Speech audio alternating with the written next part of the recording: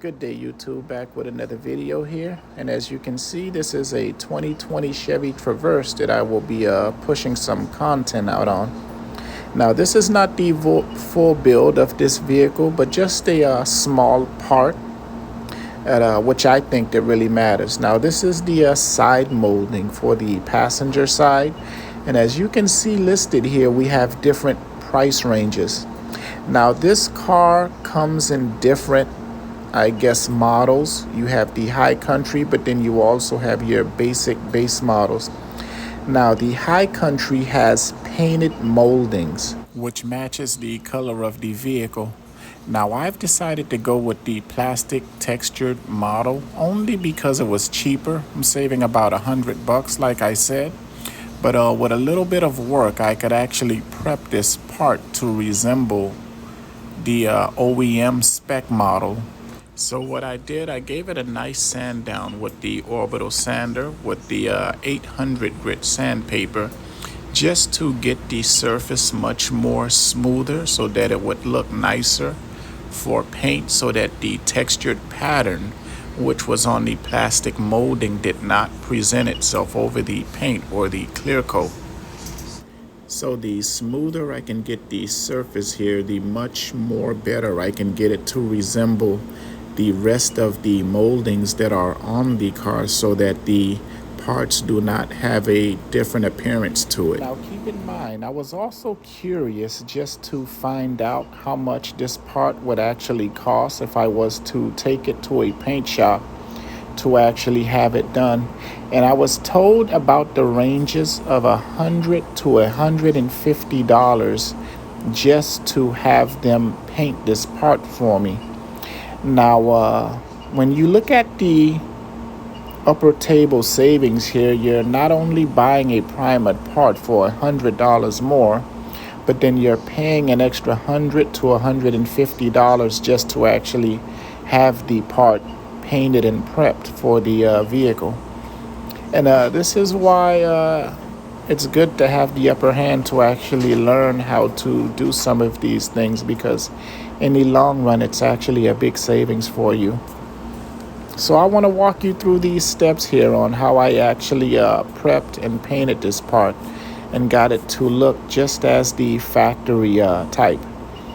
So I sanded it down with a 800 grit, like I said, to the point where I got the surface nice and smooth, and cleaned it out with some glass cleaner just to get some of the debris and solvents out. And after that, I gave it a wipe down with a water towel so that there were no more extra added solvents from which the glass cleaner might have had on it. And blew it out, gave it a nice dry to the point where the part is actually tacky and ready for paint. That would allow a nice tacky surface for adhesion. Now, prior to painting here, I did degrease the whole surface so that there were no added oils.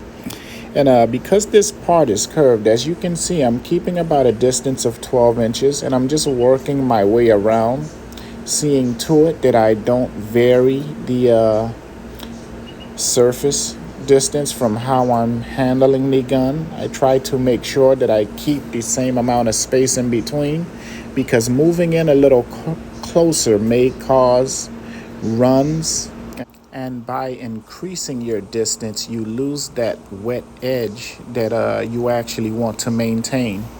Now, this is just the paint that I'm adding to the part here. I'm giving it a light coat, and since this part is already black, it's good to have the extra lighting so that you're getting the full application of the paint detail that you're adding to the part. And then after the paint, I'll pretty much let this part sit for about 20 minutes just to give it enough time to dry, so that all of the chemicals and the solvents within the paint are completely cured. Now, in this project here, I'm working with the Fuji Minimite 5 system. For the paint, I'm using a T-model gun with the 1.3 tip. And for the clear coat application, I'm still using the same turbine, but this time I've decided to review the Apollo HVLP atomizer, which I have in hand here.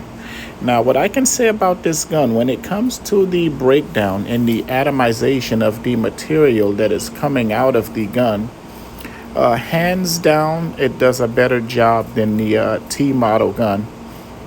And it also gives you extra control as far as for your air passage, and I find it to be a real comfortable gun.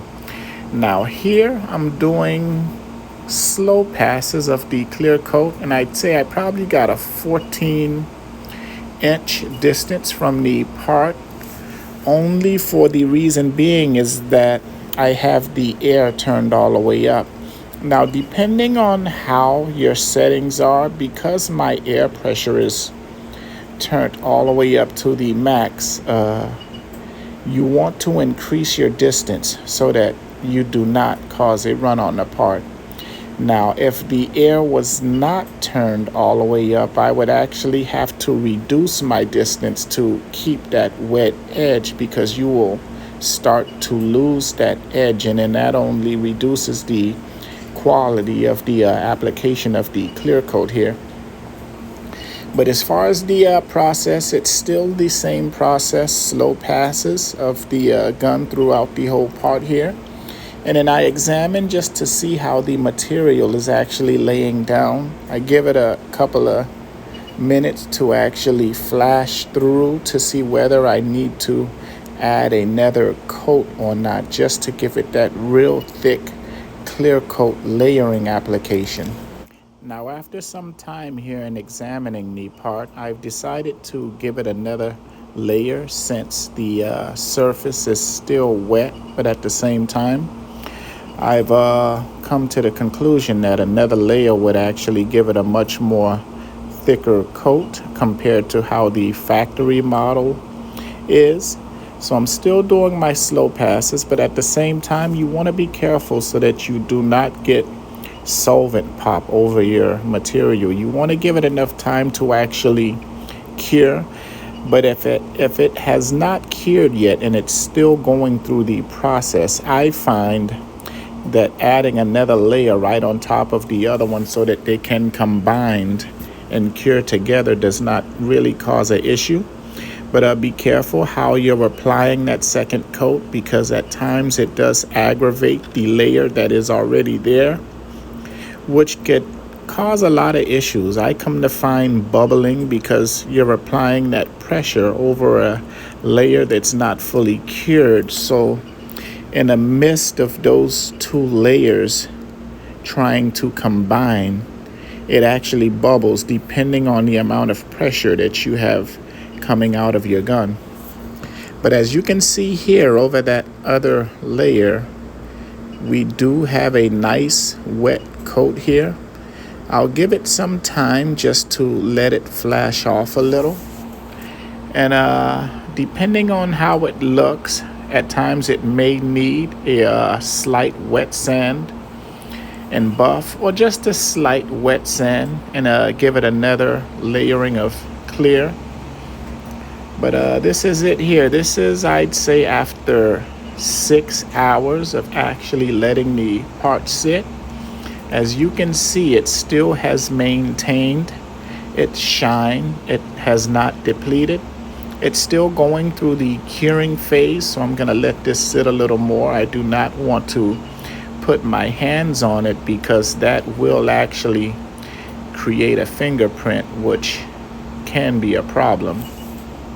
So as you can see, after a couple of hours, it still maintains the quality of the clear coat. Does have a bit of slight dust spots, which can easily be removed through a wet sand and buff.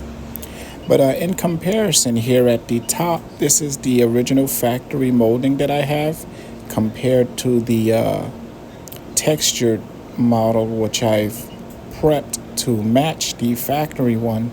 And as you can see, the quality of the two are not too far from each other. And the one that's actually prepped and painted here has a nice shine to it. The factory is a bit dusty, but the quality of work is comparable.